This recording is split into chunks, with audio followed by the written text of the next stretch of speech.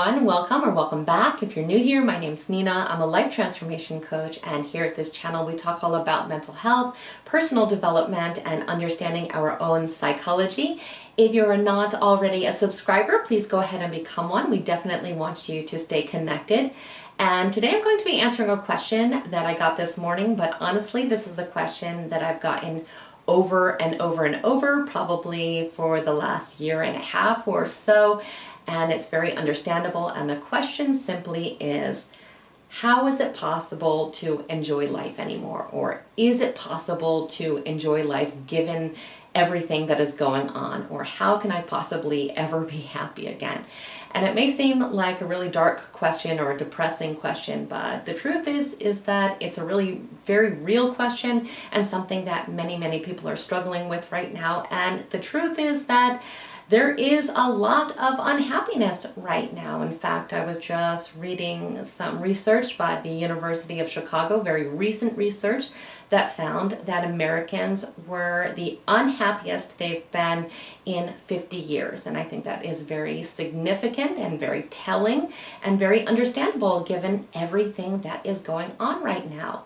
People are feeling overwhelmed, they're feeling angry, they're feeling frustrated, they're feeling anxious, and numb in a lot of cases, and they are surrounded by other people who are feeling exactly the same way. We've also had a lot of disappointments that we've had to deal with. We've missed weddings and graduations and births and funerals and all the other things in our lives that bring us comfort, even simple things like going to a yoga class, let's say, or going to a concert, all the things that really bring joy to our life on a regular basis, or we use for stress relief.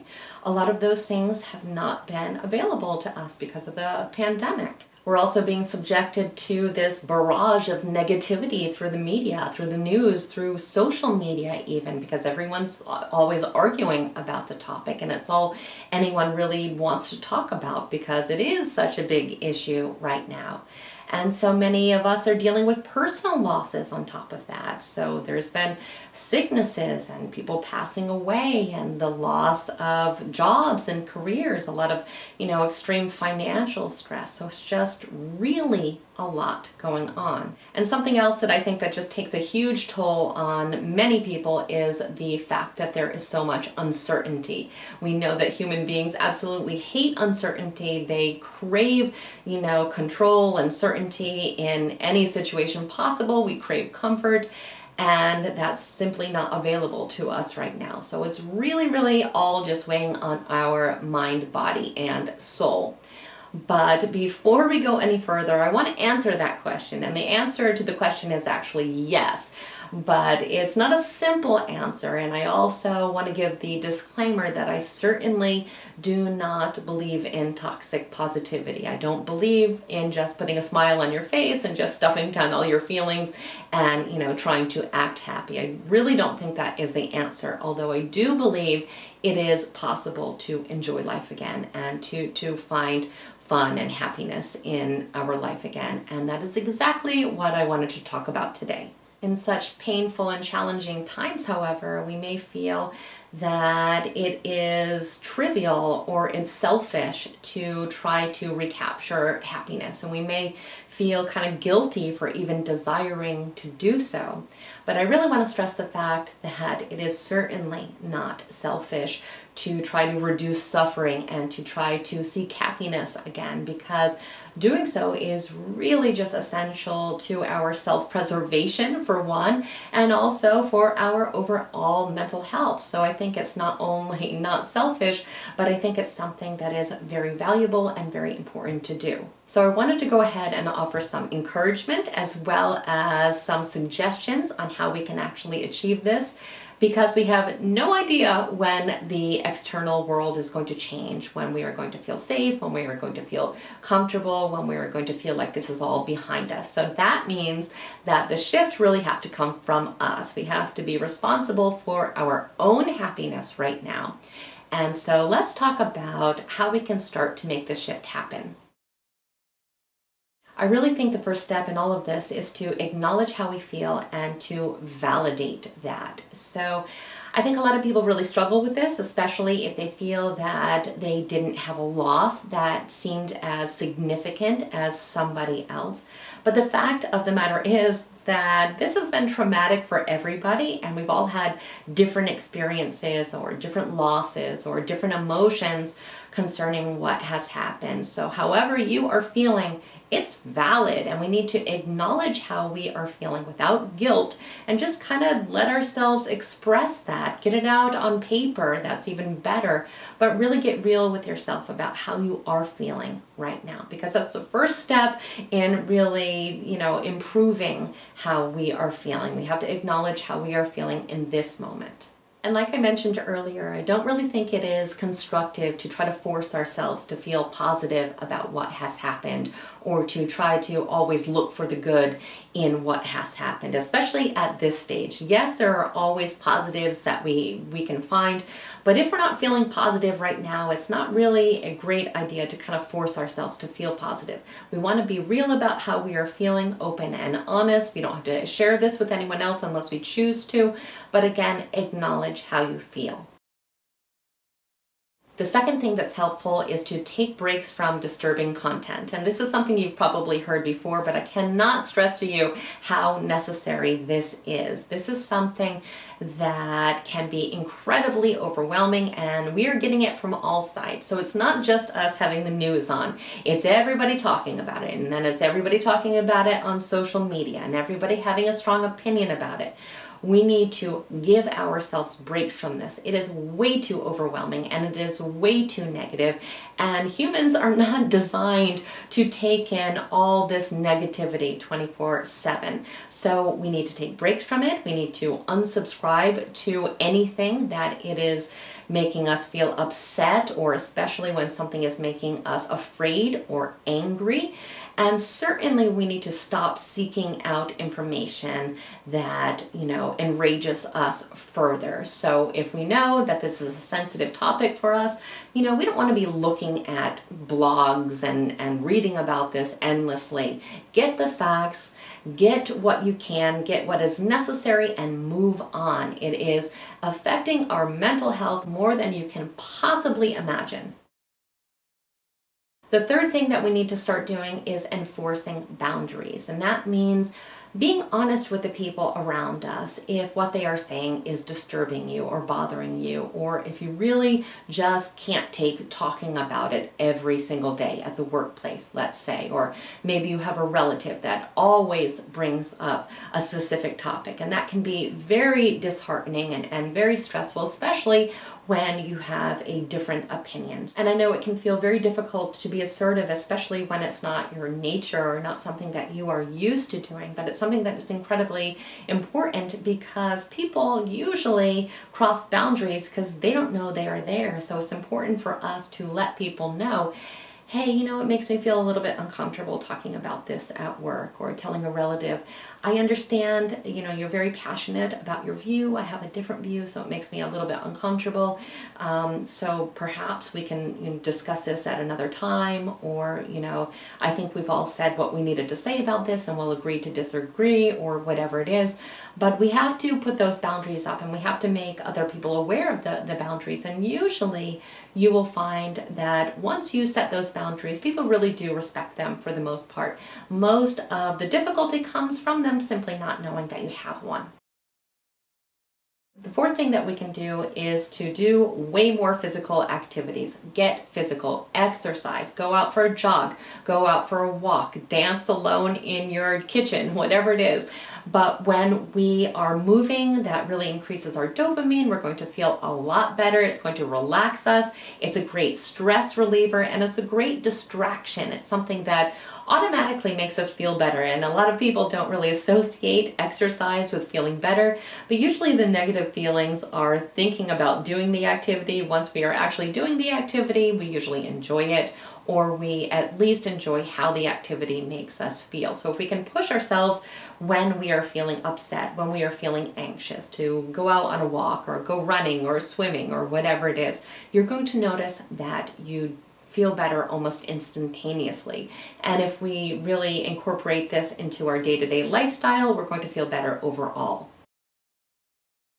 The fifth thing that we can do can have an enormous impact, and that is to change our physical environment. So that can be a matter of switching around the furniture in our apartment to make it look a little different, or, getting some new artwork or things like that, or to actually get outside, go someplace else entirely. Just change your scenery. Whenever we confine ourselves to a space, especially if it's indoors, it can feel incredibly oppressive, and we really just need to get out. We need to feel freedom, we need to breathe, and we need to be inspired by looking at other environments. And something that I like to do as often as possible is to just go outside and look at the stars. For whatever reason, that just instantly makes me feel better. I feel like I'm a part of this huge universe, and we don't feel like our life is so small and constricted.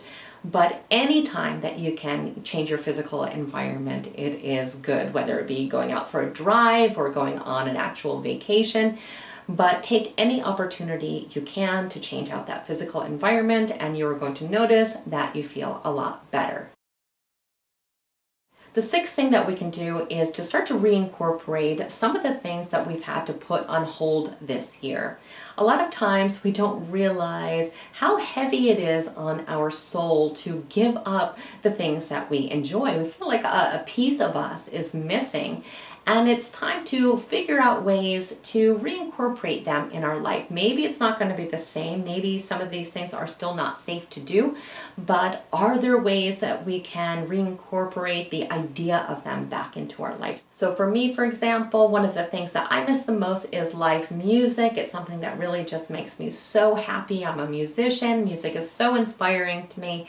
And I have not been able to do this entire time. So lately I've just been spending a lot of time just kind of sitting in the dark, putting on my earbuds, and just really immersing myself in the music that I know that I love. And I really have felt much more connected to it, and it's really bringing me joy. Even though I can't see these, musical groups live right now, I can experience them in that way. So same goes, let's say, for a yoga class. Maybe you love to do yoga, you can't go to yoga anymore, so maybe you can do it through a YouTube clip, or maybe you can find, yoga in the park where everybody is socially distanced, different ways to reincorporate these things back into your life, because you're going to start to feel like you're getting all these little pieces of your life back. Number 7 is probably my favorite suggestion, and something that I've personally found very helpful, and that is to start something new.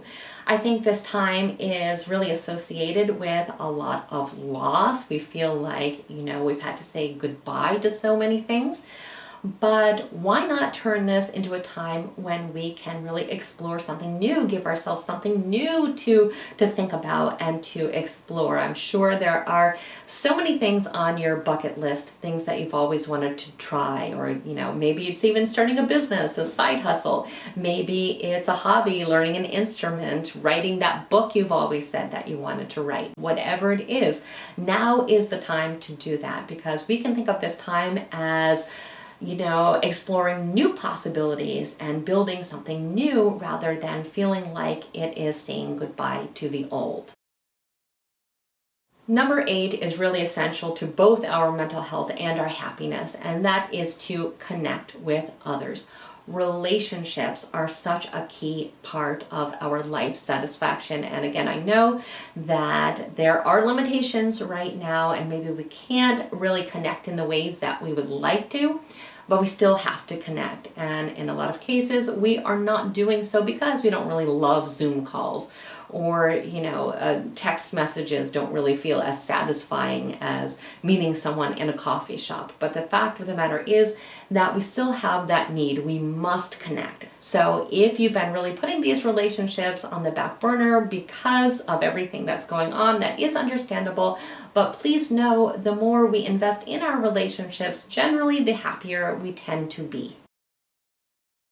Number 9 is something that I know you hear over and over, but still so important, and that is self-care. self-care, and that is the basics and beyond. So making sure that we sleep enough, making sure that we eat well, making sure that we are exercising and taking care of our physical health, but also taking care of our emotional health, knowing when to say no, knowing where our boundaries are, knowing when we need some quiet time to ourselves. Whatever self-care means to us, whatever is truly restorative to us, we need to be investing time into doing these things, because again, it is so important to our self-preservation.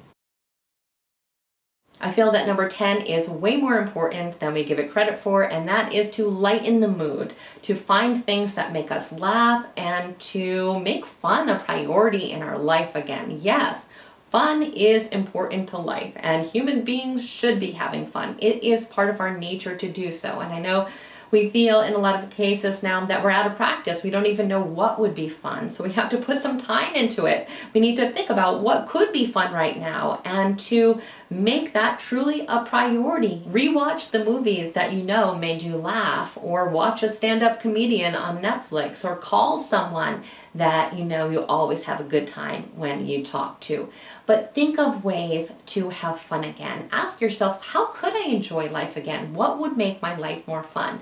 And just start doing these things on a daily basis. Put it on the to-do list. Our happiness really is a priority, but sometimes, especially in challenging times, it takes effort to get there. We need to get the ball rolling, and once we get the ball rolling, you know, usually it's a lot easier to start enjoying life again. But we need to kind of push that ball in that direction.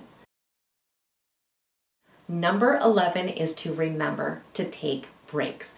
Nobody can keep going and going and going, and that is exactly what we ask ourselves to do all of the time. We need to remember to take little breaks during the day. You know, if you're working, take a break to just go outside for a minute. If you're a parent, take a break to, you know, have a few sips of coffee and collect your thoughts, or have an adult conversation.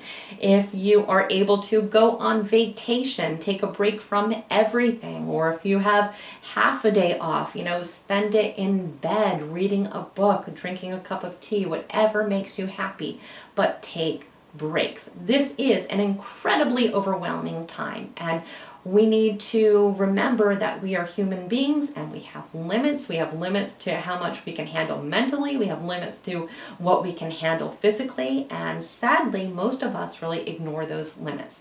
So we need to remember to listen to ourselves, and when we need a break, we need to go ahead and take it. And number 12 is to get help if you need it. And right now, many people are needing help. Maybe that could be through a support group, maybe that could be, you know, a friend or a family member, or maybe for you that means seeking out a mental health professional to help you through this difficult time. This is unprecedented. This is overwhelming. And if it is causing you distress in your life to the point where you feel like you really can't function anymore, there is absolutely no shame in getting the help you need. So I certainly encourage you to do so. Please remember also that if we are feeling overwhelmed right now, or if we are just experiencing so many negative emotions, that it is not realistic to think that we can be unhappy this second and just snap our fingers and be happy in the next second. It may take a little bit of time to implement these strategies, because a lot of them are really lifestyle changes and they don't happen overnight. But is it possible to be happy again? Is it possible to enjoy life during this uncertain time? Yes, it actually is, but it has to come from us. So I would love to hear which of these strategies you think are going to be most beneficial for you. And if you've been able to become more happy than before, what strategies that you used and what you found most helpful. So as always, I want to thank you so much for spending time with me today. If you found this video helpful, please do like and subscribe. Definitely share with someone else who may need to hear the same message today. And as always, I want to thank you for spending time with me today. I hope the rest of your day is absolutely extraordinary.